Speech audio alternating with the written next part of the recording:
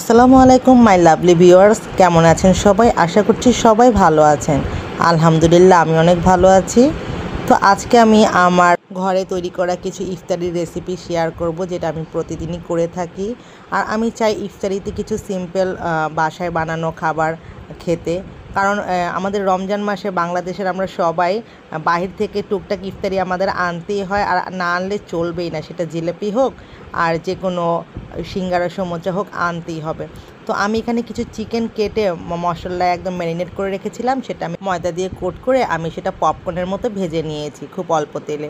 তো সেগুলো ভেজে নেওয়ার পর আমি একটা ক্যাপসিকাম আর একটা বেল পেপার কুচি করে কেটে নিয়েছি, আর আমি 2-3 কোয়া রসুন কেটে নিয়েছি। অল্প একটু তেলে আমি রসুনটা লাল করে ভেজে ক্যাপসিকাম আর বেল পেপারটা দিয়ে একটু লাল লাল করে ভেজে তারপর আমি এখানে একটু চিলি সস আর টমেটো সস দিয়ে দিলাম।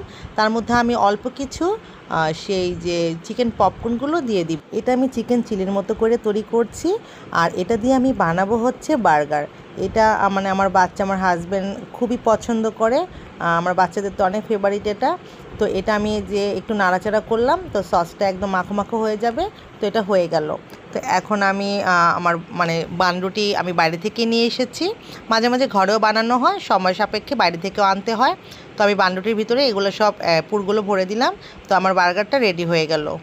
কি সুন্দর লাগছে দেখতে আর খেতে, অসাধারণ টেস্ট। যদি আমার রেসিপিটা ভালো লাগে অবশ্যই ফলো করবেন। তো সাথে তো আমাদের ফ্রুটস থাকবে, যেহেতু ভাজা পোড়ার সাথে একটু ফ্রুটস না খেলে তো হবে না। তো এখানে স্ট্রবেরি আছে, তরমুজ নিয়ে নিয়েছি, আর সেই স্ট্রবেরি দিয়ে আমরা মিল্কশেক করে নিয়েছি দুধ দিয়ে, কারণ এখনকার স্ট্রবেরিগুলো খুব বেশি মিষ্টি না, টক মিষ্টি। আর আমাদের ঘরে পাতানো দই দিয়ে, টক দই দিয়ে আমরা মাঠা তৈরি করে নিয়েছি। আর এই তো বাইরে থেকে সসে চিকেন বল, সমুচা, সিঙ্গারা নিয়ে আসা হয়েছে।